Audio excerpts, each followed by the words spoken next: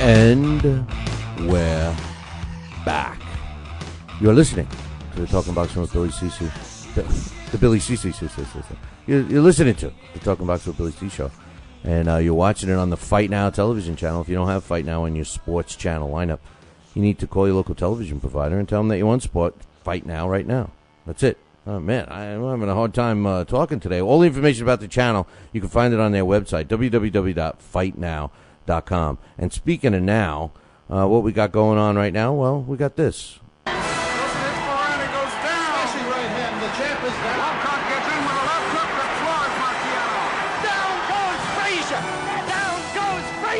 Thomas trying to hold on. Serious trouble. Joining us right now, all the way from Sin City itself, Steve Lott from the Boxing Hall of Fame in Las Vegas. Good morning, Steve. Good morning, Billy. How are you? Oh, not too bad. I'm having a hard time speaking today. I don't know what was in my coffee. Maybe some Novocaine or something. Well, you can't yell at the police like you do. I know. I guess you've been reading about that, huh? All the New York is against me, especially the New York State Athletic Commission. But anyway, hey, listen. I was thinking, what could we talk about on this episode and everything else? And one thing came to mind, and with your background and all your video, hours and hours and hours on watching video of old great fights. Something came to mind, and it's always an argument that we always have, and I figured you would be the best guy to talk to about it. Now, here it is. The bottom line is this. We all know Muhammad Ali, one of the greatest fighters of all time. At least that's what a lot of people think. And one of my favorite fighters, which was similar to a guy that you worked with Mike Tyson, was Sonny Liston. And from all of my experience, from people I've talked to that have either fought Sonny Liston or watched all his fights and all the footage that I saw, really believe that Sonny Liston, there's no way in hell that he could have lost to Muhammad Ali, except the only problem is we all know that he lost to Muhammad Ali, not once, not twice. I'm sure you had plenty of time to review video of the Phantom Punch and all the incidents that surrounded the first fight. What's your thoughts, man? Well, number one, they were, of course, two terrific fighters. Liston had come off the two one-round knockouts with Patterson. Well, Patterson wasn't up to the Liston category of vicious punchers. He was a very competent fighter. With Ali was very strong emotionally and mentally. And Liston, one of the things that he used to win over his opponents was intimidation. When an opponent got in the ring with Liston, they looked across the ring, they saw a guy 6'2", 220 pounds, from prison, vicious guy, vicious puncher, one-round knockouts. They became intimidated. That's not what happened with Ali. So Ali was able to go into the first fight in 64 without that intimidation. And as Customato knew about mental ability and mental functions, when someone like Liston cannot intimidate you, they themselves become intimidated. So the bottom line is Liston, however great he was prior to the Clay fights, he could not be as good because he could not intimidate Ali. So you believe that basically, what we saw is what we got, that there was no underlying story, there was no, he threw the first fight, was scared to fight in the second fight, all the rumors that we've heard, you don't buy any of it? I don't buy it because when you look at the fights, let's start with the first fight. I don't think Liston was that good an actor that from the bell for round one, if someone had paid him to throw the fight, I think he would have thrown it earlier in the fight. I think he would have got hit with some punches like he did in round three, some vicious shots by Ali. At that point in his mind, he would have said, this is a good time to go down. He did not. Came back for round three, round four. Round five, Ali had that stuff in his eyes where he couldn't see, and Liston chased him around. I think that deep inside Liston, he was intimidated. No matter how badly Ali was with the eye stuff, no matter what was happening, I think in his mind he said originally, I can't win.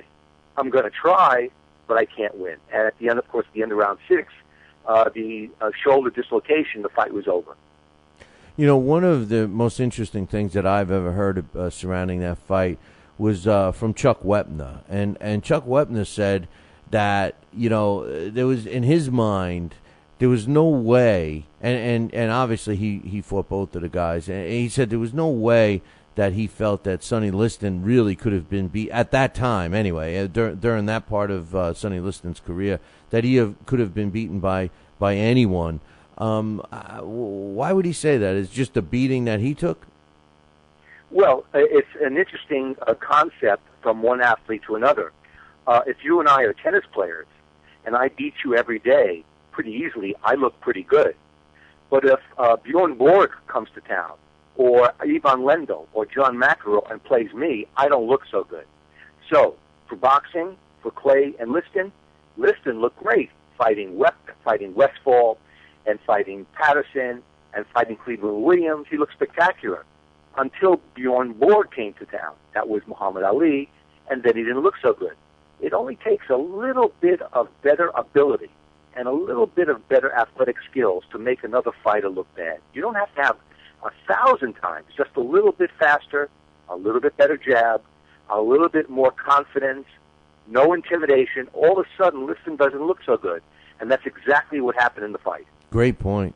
And the lack of intimidation was probably the biggest asset for Ali during that fight, because as I look at his career, and I analyzed those two fights, and then subsequently fights that came afterwards with Muhammad Ali, he definitely got better. I mean, this was a better fighter as time went on than what we saw against Sonny Liston, yet he beat arguably, one of the better fighters that he faced throughout his career. Yes. Like any athlete, Ali would grow emotionally. Physically, a little bit, but emotionally, that's where the strength really gets more and more, the confidence level. Like with any athlete, with Joe Louis or Rocky Marciano, even Mike Tyson, you don't see it. It's not like there's a sign on their back that says, I've grown emotionally and have more confidence. That's what happens with any athlete in any sport, in any endeavor. He got that extra confidence and made him a better fighter.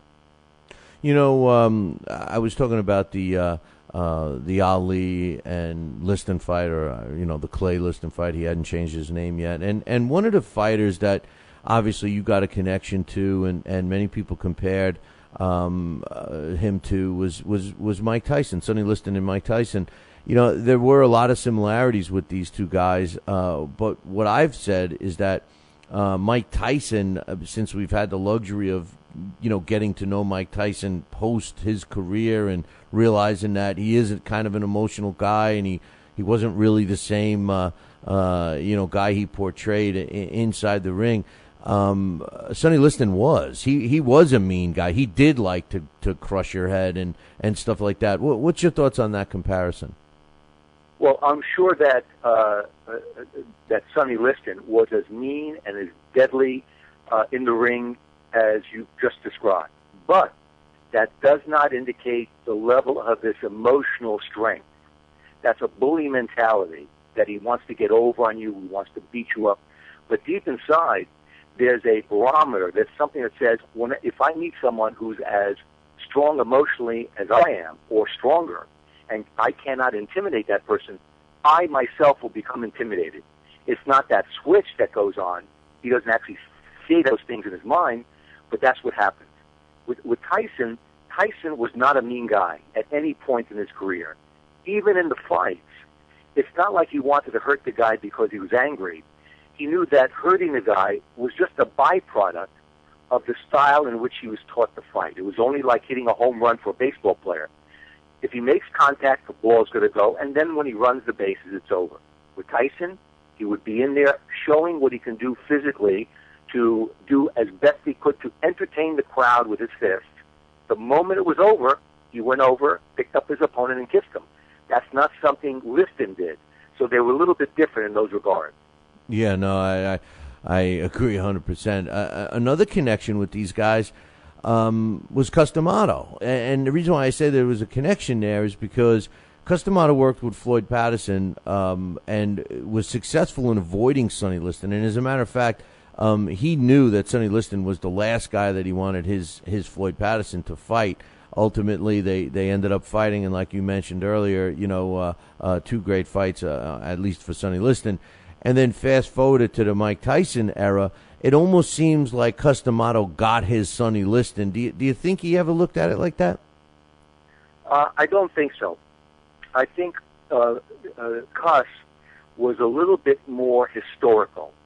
If he had a fighter who had tremendous athletic ability, and he was 13 years old, like Tyson, athletic ability, perhaps some inner strength, which Cus might have recognized early on, a work ethic, all the things that could make a champion, he would not steer the fighter or guide the fighter in a fashion of Sonny Liston. He would guide the fighter and steer the fighter in a fashion of Jack Dempsey or Joe Louis or Rocky Marciano, someone not only sensational in the ring, but a tremendous plus outside the ring, because everything goes into making a fighter.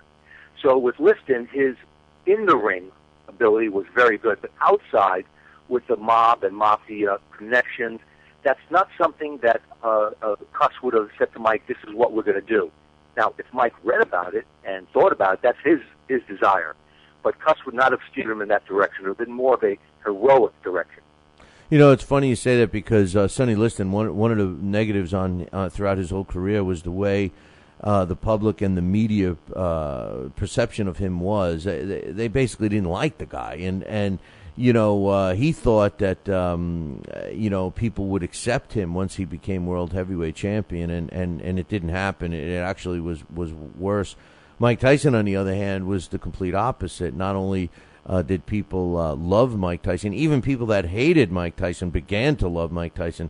I don't know if you caught the fights this past weekend, but the ones in Brooklyn, Mike Tyson was ringside, and he basically got a standing ovation. He had to stand up and recognize the crowd, and it was kind of chilling to see, the admiration and the love for Mike Tyson to this day. Well, it's fortunate that this is, of course, 2012, and the audience in that arena was a 22, 23-year-old to 30 or 40-year-old audience, 95% of them. Fortunately, they don't remember the ear biting. They don't remember the rape conviction. They don't remember all the things that happened in the 90s and early 2000s. That's before their time. So that's good for Mike. Now, in terms of being loved and adored as a champion, Liston was not, as you're correct. Patterson was a bit of a hero back then. And, of course, just before Patterson was Marciano, which was a huge hero. But the same thing happened when Larry Holmes became champion after the Ali era. He was sensational inside the ring, but he was not loved and adored outside the ring because he followed somebody so great.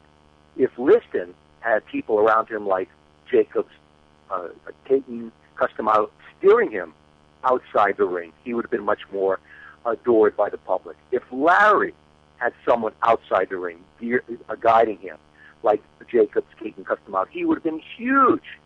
Heavyweight champ for 7 years, 20 title defenses, unbelievable. So, but they didn't have that. And Liston, much like George Foreman, was not liked outside the ring either, beating Joe Frazier. So that happens, depends on who you follow. I tell you, it's great getting that point of view, because I agree with you 100%. A guy that kind of throws you a curve with that thought process was Jack Dempsey, because Jack Dempsey, at first the fans hated him. They really did. They called him a draft dodger, and they loathed him. But then he became beloved, and I think his attacking style won the fans over. And he wasn't exactly a nice guy outside the ring. Well, the big difference between, you're absolutely correct, the big difference between then and now, then in 1919, 1920, when he became champion, the only thing the public really saw were the fight films of his sent around the world to the different theaters where they played fight films. He was huge. There were no interviews on TV where someone could listen to what he said. There were no really newspapers where they interviewed him daily like they do today on the Internet. There's no Internet back then. So the public, because of the fight films being distributed, they saw this guy as spectacular. Nothing like that had ever been seen in sports in any way. And it was so big, of course, that even he got bigger during the Tunney era from 26 and 27. He was so big, so loved and adored and so popular because of the fight films that in 1928 there was a national poll taken. Who is the most popular athlete in the United States? And this is the year after Dempsey lost to Tunney a second time. And after Babe Ruth hit 60 home runs, which was more than the whole teams hit that year, Dempsey beat out Babe Ruth 2-1 in 1928, most popular athlete.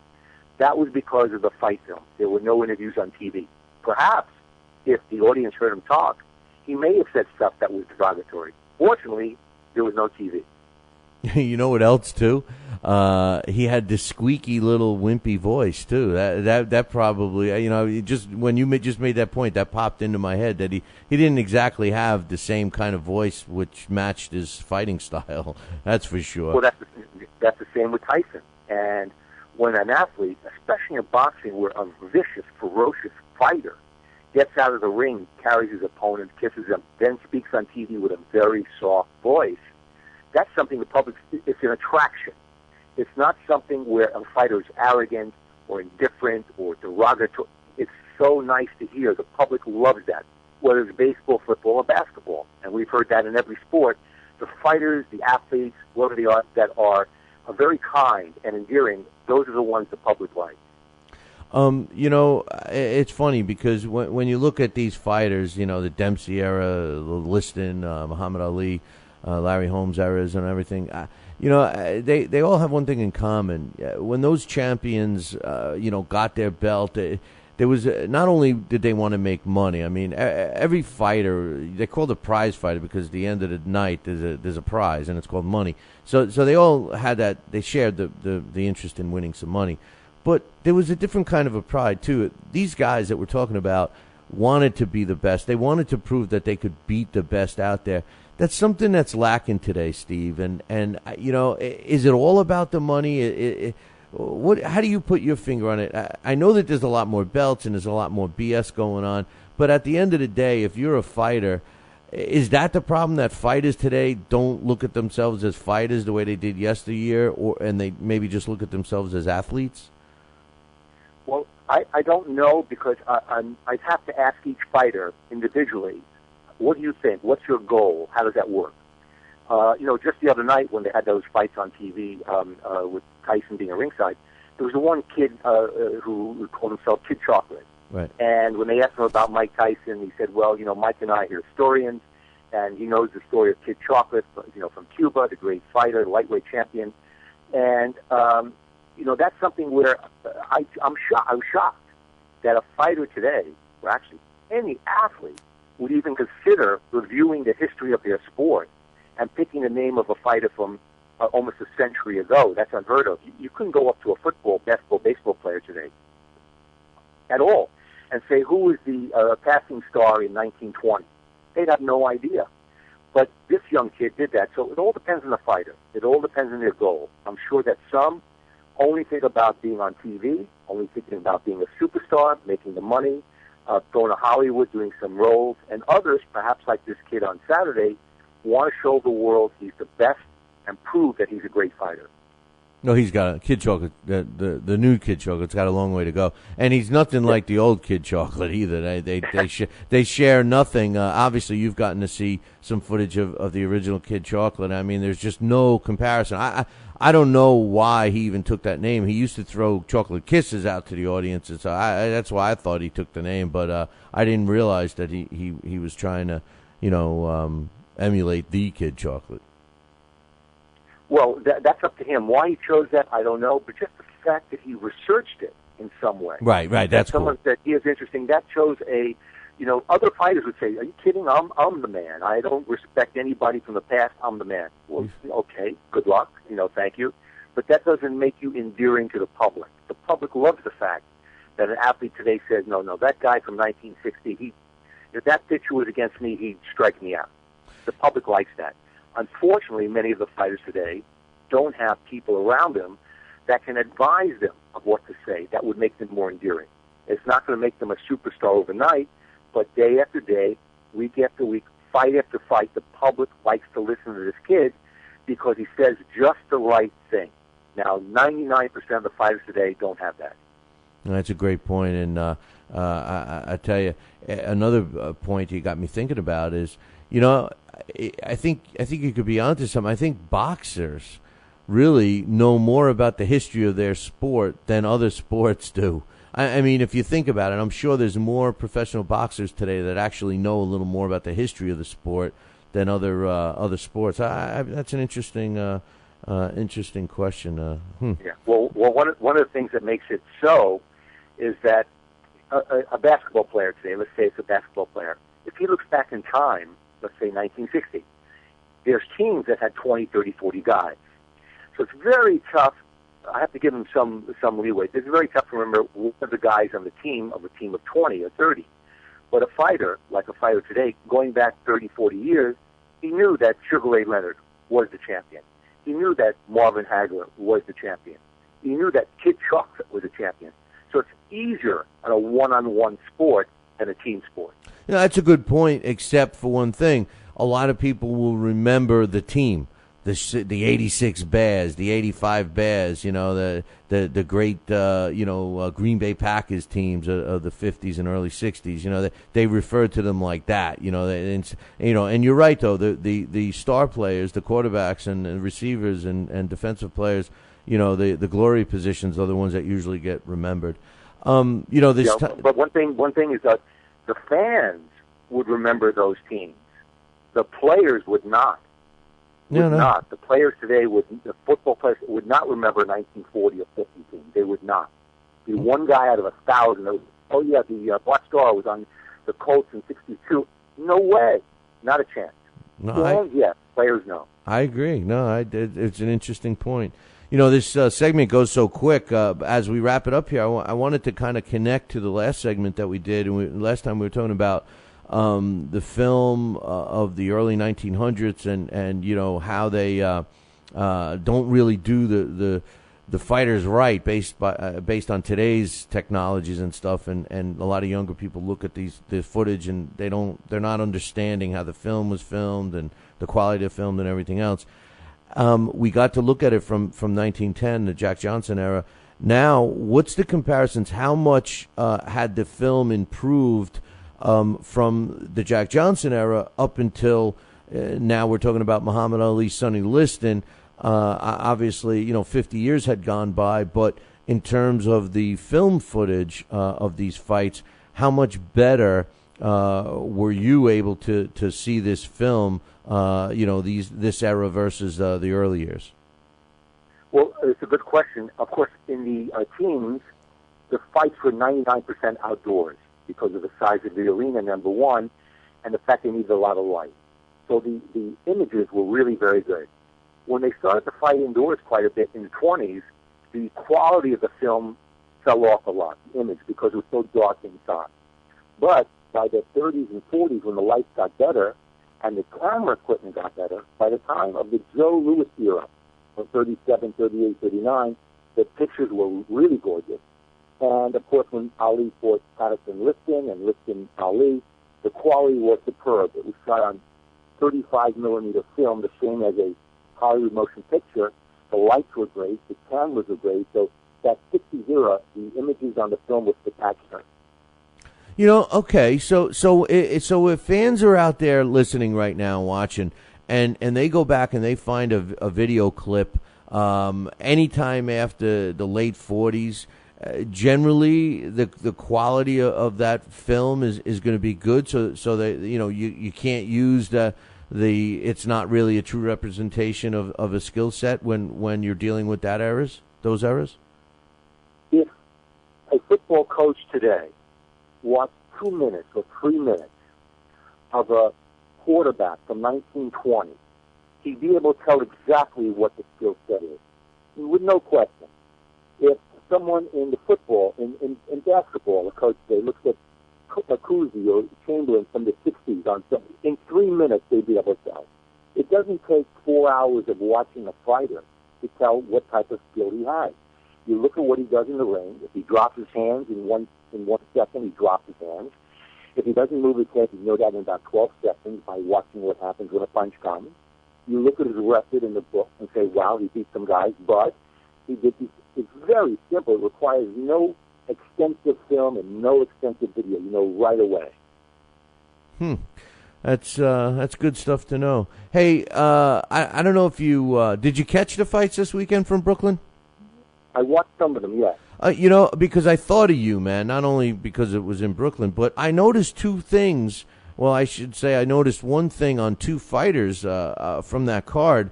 I immediately thought of you, and I didn't want to mention it until I had you on the phone. But, the kid who fought Peter Quinlan, Hassan Nadam, and Paulie Malignaggi, who I'm not a big fan of, they both showed me something that I've been watching for now in every single fighter, and you know what it is. They were moving their heads. Did you notice that?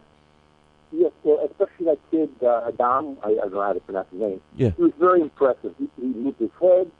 He was tremendously athletic.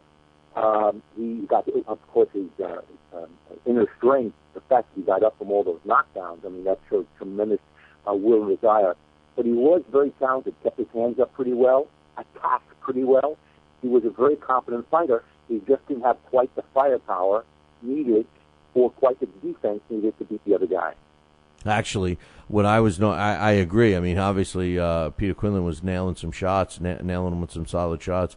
But the one thing I noticed is, he moved his head. He jabbed well. He had good footwork. He was in shape.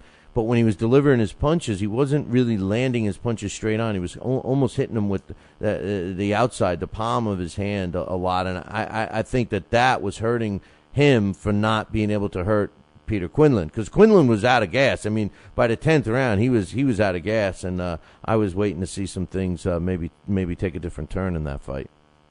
Well, I didn't notice the palm, but that's a good point. That means that if he was hitting him with the palm, it means he wasn't getting close enough to be able to hook the punch and hit him with the fist.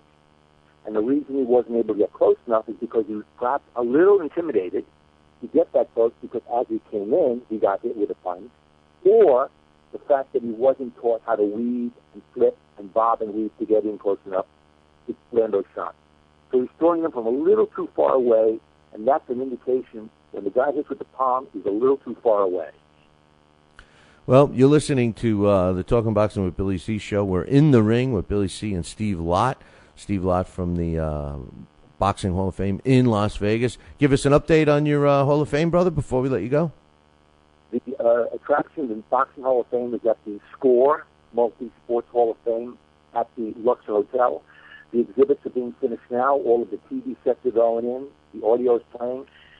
Some great stuff in the baseball, football, basketball sections, and, of course, in the boxing section, the video separates it from everything. Should be open in a couple of weeks.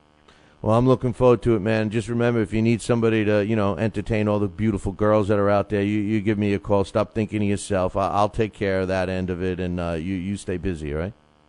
Sure, wise guy. Okay. Steve, great job. Look forward to next time, my man. Thanks, Billy. All right, take care. That's Steve Lott in the Boxing Hall of Fame in Las Vegas. Keep your eyes and nose and ears open for that. Don't worry, we'll be telling you when that's open, when you can get to it, and all that happy stuff. Look forward to having Steve again. That's our segment. It's called In the Ring with Billy C and Steve Lott. And we'll be doing another one real soon. Hey, I got to take a break. We'll be right back.